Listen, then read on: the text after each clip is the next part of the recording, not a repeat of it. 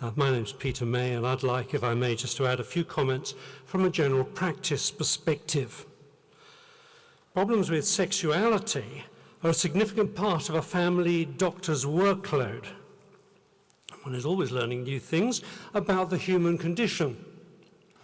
And early on in my career, I came across a man who was a spanker.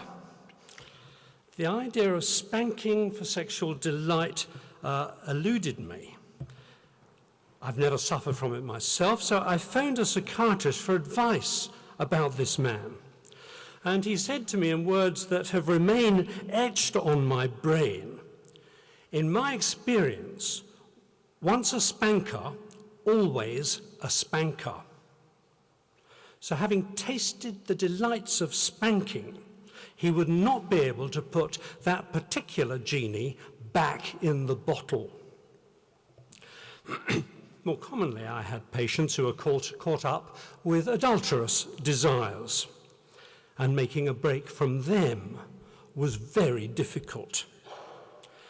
In the passage of time, their memory would be dulled as to why this other person was so attractive to them, but only if they remained apart. Put them together again, whether in a work situation or in a social context, and it all came flooding back. The smile, the gestures, the voice, to say nothing of the pulsating figure. They flooded back into mind, and the old flames were reignited as vigorously as ever. A variation on this phenomenon occurred sufficiently often that I found myself anticipating what the patient was going to say next. These invariably female patients attended usually on a Monday morning. They had a history of a relationship that had broken up years ago, often very bitterly. Perhaps he was unfaithful or violent or bullying, but she was very relieved to be shot of him. He was a bad egg. And yet on perhaps Saturday morning, she bumped into him again by chance in the centre of town. They chatted together, and then they went for coffee. And I started to click in. I know where this is going. I don't know why, she would say, but I invited him back home for lunch. And then the tears would flow. Surprise, surprise, he stayed the night, they slept together, and now she bitterly regretted it. She couldn't understand what made her do it. And then there was a man who about twice a year would use a prostitute, and he hated himself for it. But his regret would last for some 6 months, and then once again the desires would overwhelm him. And many people feel like this about pornography. They hate its addictive power over their lives. And paedophilia has a similar stranglehold on people. And others are distressed by recurrent homosexual desires, which may or may not ever be acted upon. Now, the common feature of all these behaviors is that initially these sexual activities are overwhelmingly delightful, such as the thrill and the reward that they couldn't forget it. And they found these desires very easy to reignite. So these people came to me in their first instance for counselling and for help, and I could refer them on to our practice counsellor. None of these folk were ever cured of their desires. The NHS has no magical technique to erase the memory or to reprogram the neurophysiological mechanisms that trigger our sexual responses. Now, I draw two conclusions from this. The first is that all highly pleasurable sexual activities are profoundly addictive. None of them can be cured, but they can all, by degree, to some extent, be managed. albeit with difficulty, using various counselling approaches, including cognitive behavioural therapy, to help them to regain some control of their lives. And secondly, they raise serious questions about the nature of orientations. Is paedophilia an orientation? Is spanking? Is pornography? Or is it much more helpful to consider sexual desires as a very powerful force that any of us can inflame and channel into all sorts of highly addictive and enjoyable activities? In the combined statement of the counselling bodies that Dermot has discussed, and you have in the packs, they say that they have a researched and informed understanding of sexual orientation. They conclude it's not an illness, and therefore it's logically and ethically flawed to offer any kind of treatment. Dermot has highlighted the nonsense of this for all the other things that they do offer treatment for, such as bereavement, which are not illnesses as far as I understand. Now, this rigid view of orientation is itself deeply flawed. In April, the Royal College of Psychiatrists, as we've been told, in the light of complaints of Dermot and myself, have modified their statement on homosexuality. They now admit that people are not born gay, and neither is their orientation fixed. What was going on in their thinking that they needed an engineer to point that out to them?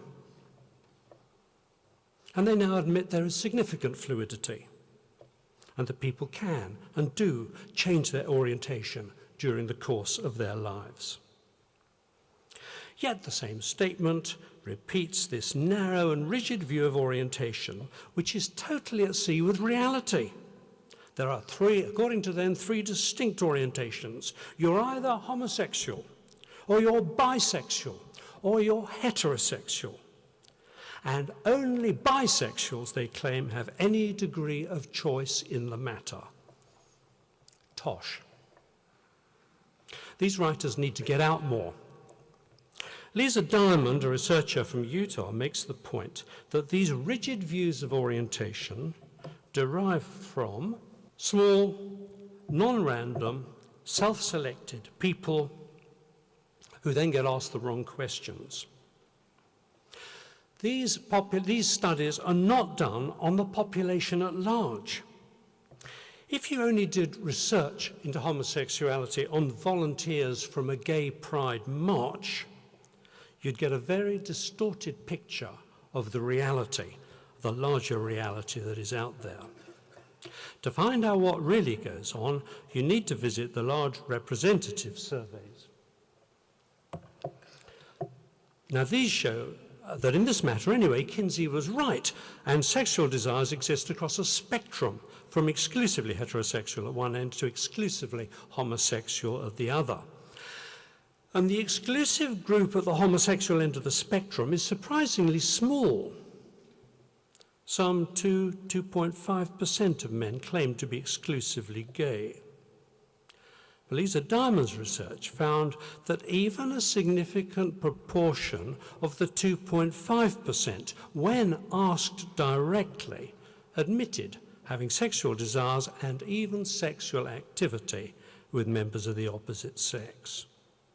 So her conclusion is that fluidity in the way people identify themselves, the attractions they endure and experience, and the behavior they engage in, fluidity is a general feature of human sexuality. So the Royal College continues to propagate gay ideology rather than science in what it says about orientation. And once you face the realities of sexual fluidity, it's nonsense to ban therapy from people who are struggling with unwanted sexual desires. Furthermore, they have an ethical responsibility to respect both the wishes and the beliefs of their patients, and not impose a gay ideology upon them. And as for the risk of harm, we say in medicine that every treatment that has an effect has a side effect. You only have to look in your packet of paracetamol to read the warnings that there is some risk of harm taking paracetamol. And some risks are very small and they're worth taking.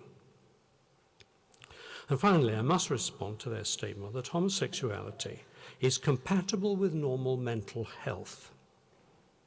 But they make no mention of the mental stresses caused by the physical illnesses that are common in the gay community. It's like saying that survival is compatible with jumping out of a first-floor window. It is. But what are the risks? And here, what are the risks entailed by homosexual behavior? Surely they have a public health responsibility to highlight those risks. Besides the well-documented risks of anxiety, neurosis, depression and suicide in the gay community, which GPs are all too aware of as they, for the most part, have to manage the patient through these difficulties, it is well documented that men who have sex with men have vastly increased physical illnesses, not least in contracting sexually transmitted infections. They have 50 times the risk of heterosexuals to contract syphilis and 50 times the risk of contracting gonorrhea, seemingly due to the vulnerability of the gossamer-thin lining of the rectum. And what about HIV?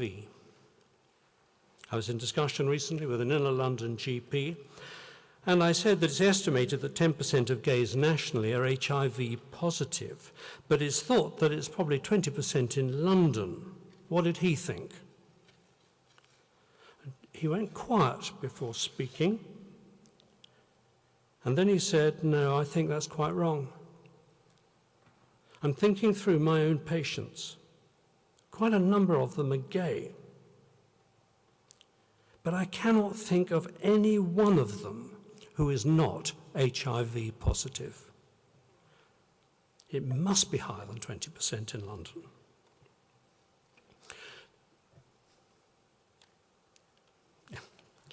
The UK has the fastest growing epidemic of HIV in Europe. The figures for 2012 show that there are 77,000 people in the UK that are being treated currently with antiviral therapy.